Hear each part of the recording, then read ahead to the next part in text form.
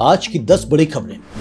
अरुणाचल प्रदेश के तवांग जिले में किसानों के लिए बायो फोर्टिफाइड यानी पोषक तत्वों से भरपूर धान किस्मों पर एक विशेष क्षमता निर्माण कार्यक्रम आयोजित किया गया। इस प्रशिक्षण में किसानों को आयरन, जिंक और अन्य माइक्रो न्यूट्रिएंट्स से समृद्ध चावल की नई किस्मों के साथ साथ आधुनिक खेती तकनीकों की जानकारी दी गई। कार्यक्रम का मकसद सिर्फ फसल उत्पादन बढ़ाना नहीं बल्कि पोषण सुरक्षा को भी मजबूत करना है, खासकर ऊंचाई वाले और दूर दराज इलाकों में जहां संतुलित आहार की पहुंच सीमित रहती है। कृषि अधिकारियों के अनुसार इन बायो फोर्टिफाइड किस्मों से एक तरफ जहां प्रति हेक्टेयर पैदावार बेहतर होगी, वहीं दूसरी ओर स्थानीय आबादी में आयरन और जिंक की कमी जैसी समस्याओं से निपटने में भी मदद मिलेगी। किसानों को बीज चयन, रोपाई, जल प्रबंधन और रोग नियंत्रण जैसी उन्नत खेती पद्धतियों पर भी प्रशिक्षित किया गया ताकि वे इन नई किस्मों का अधिकतम लाभ उठा सकें।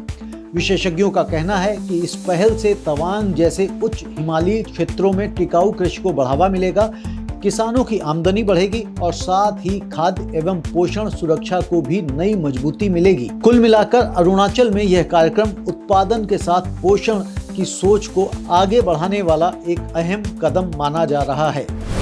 अमेरिका के टेक्सास स्टेट में धान की खेती इस वक्त गंभीर दबाव में है।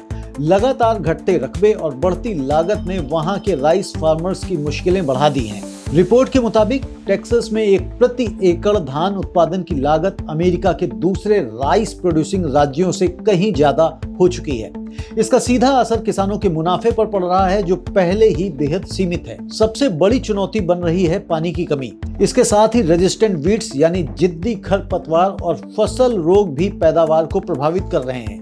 किसानों का कहना है कि rising input cost, irrigation expenses और डिजीज मैनेजमेंट ने खेती को और महंगा बना दिया है। ऐसे में अब एफिशिएंसी और कॉस्ट मैनेजमेंट ही सर्वाइवल का रास्ता बचा है।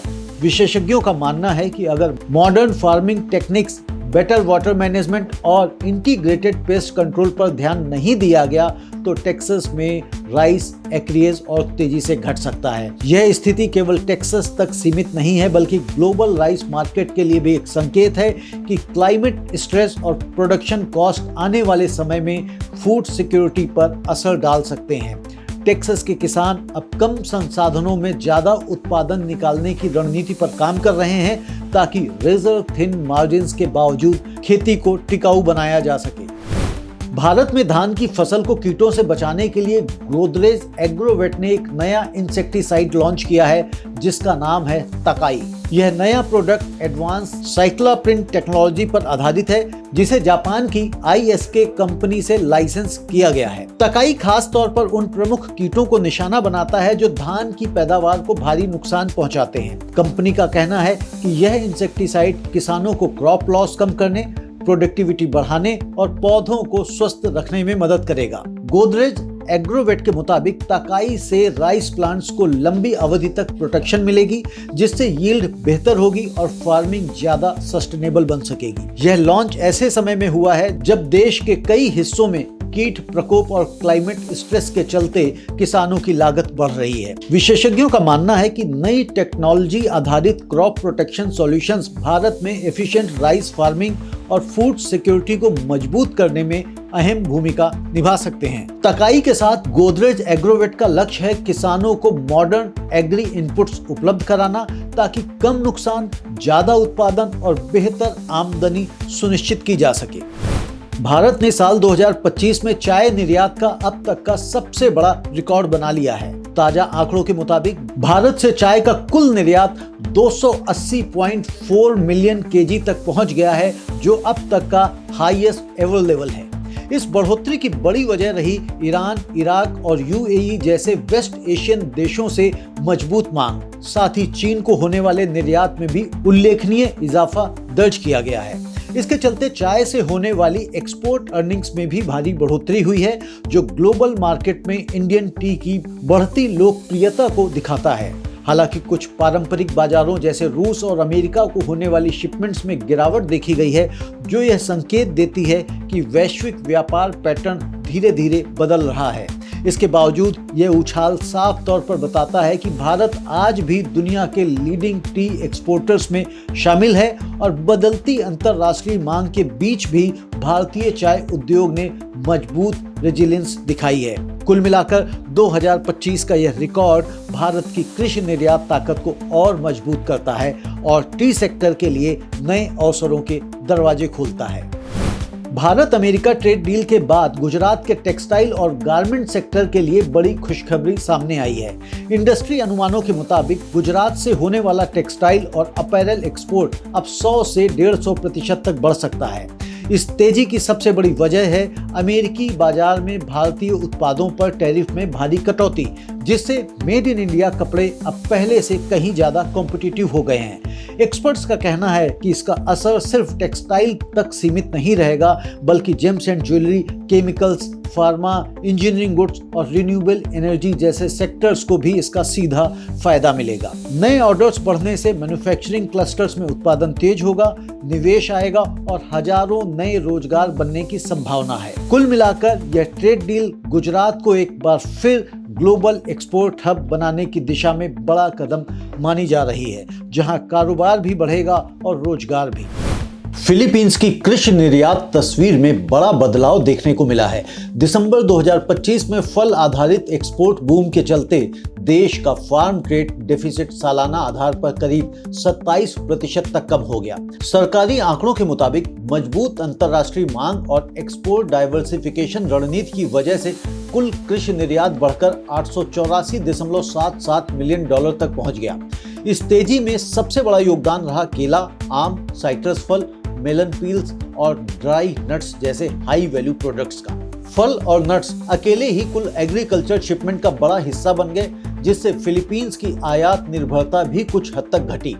विशेषज्ञों का कहना है कि यह ट्रेंड दिखाता है कि फिलीपींस अब कम मूल्य वाली कमोडिटी से हटकर हाई वैल्यू एग्री प्रोड्यूस की ओर तेजी से बढ़ रहा है। कुल मिलाकर ग्लोबल मार्केट में फिलीपींस के फलों की बढ़ती डिमांड देश की कृषि अर्थव्यवस्था को नई मजबूती दे रही है। भारत अमेरिका ट्रेड डील का असर अब इंडियन ग्लास इंडस्ट्री में भी साफ दिखाई देने लगा है। नई डील के तहत भारत से अमेरिका को लगभग $150 मिलियन के ग्लास एक्सपोर्ट दोबारा शुरू होने जा रहे हैं, खासतौर पर परफ्यूम और कॉस्मेटिक बोतलों जैसे high quality speciality glass segment में। टैरिफ रीसेट के बाद बोरोसिल सहित देश की बड़ी ग्लास मैन्युफैक्चरिंग कंपनियों को एक्सपोर्ट डिमांड में तेज उछाल की उम्मीद है। इंडस्ट्री लीडर्स का कहना है कि इस फैसले से न सिर्फ उत्पादन बढ़ेगा, बल्कि नई ऑर्डर बुकिंग, कैपेसिटी एक्सपेंशन और रोजगार के मौके भी पैदा होंगे। विशेषज्ञों के मुताबिक यह डील भारत को ग्लोबल स्पेशलिटी ग्लास मार्केट में एक मजबूत सप्लायर के तौर पर स्थापित करने में मदद करेगी। कुल मिलाकर इंडिया यूएस ट्रेड एग्रीमेंट अब सिर्फ टेक्सटाइल या एग्री तक सीमित नहीं है, बल्कि ग्लास जैसे वैल्यू एडेड सेक्टर को भी नई उड़ान दे रहा है। पंजाब एग्रीकल्चरल यूनिवर्सिटी लुधियाना में कंजर्वेशन एग्रीकल्चर पर 21 दिवसीय राष्ट्रीय प्रशिक्षण कार्यक्रम की शुरुआत हो गई है। यह ICAR प्रायोजित centre for advanced faculty training यानी CAFT कोर्स मिट्टी की सेहत सुधारने और जलवायु परिवर्तन से निपटने पर केंद्रित है। कार्यक्रम का उद्घाटन PAU के vice chancellor doctor Satbir Singh Gosal ने किया।